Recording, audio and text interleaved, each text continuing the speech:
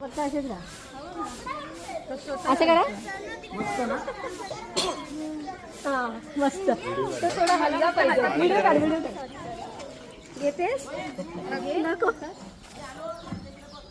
ओ भारी आला रे, एक नंबर आला तिथे. काढ काढ फोटो काढ फोटो काढ. तुला घ्यायचंय? तुला नाही घ्यायचं? मी हा तुम्ही पण घ्या. अष्टल म्हणू शकता, जर्मल म्हणू शकता. त्यांची शेती गेली होती, आता त्याची शेती संपत चालली. आता पाऊस पण पडलाय, त्याच्यामुळे ते जास्त खराब झाले. काहीला पाऊस कमी लागते, पाणी कमी लागते. आता हे झालं का नाही, त्याच्यानंतर भाताची शेती होणार, कारण पावसाने आपल्याकडे भातच. हा कोकण विभाग आहे, त्याच्यामुळे इकडे पाऊस हा सर्वात जास्त असतो. एकदा चालू झाला का तो गणपती होईपर्यंत तो चालूच, कमी होत नाही.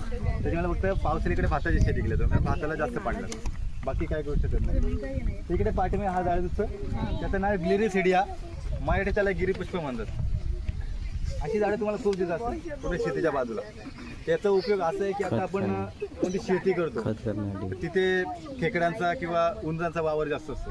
आता आपण एखादा भात लावलेला आहे, तर भात करण्यासाठी उंदीर येणारच.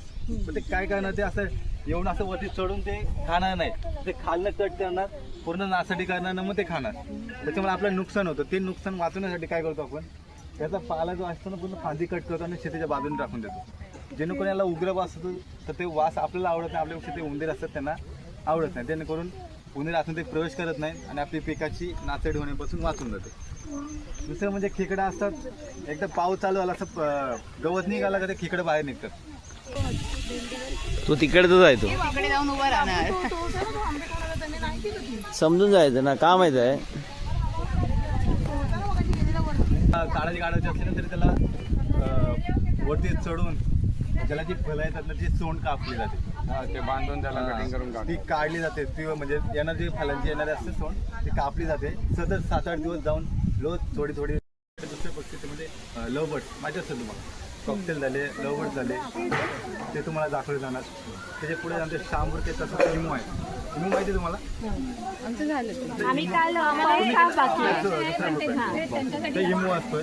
इमू आहे, तिथंच आपलं पायथन आहे, ते तुम्हाला दाखवणार. त्याच्यानंतर मल्लखांब, ब्रॅगनेटिंग असे तुमच्या ॲक्टिव्हिटी असतात. ते झाल्यानंतर आपलं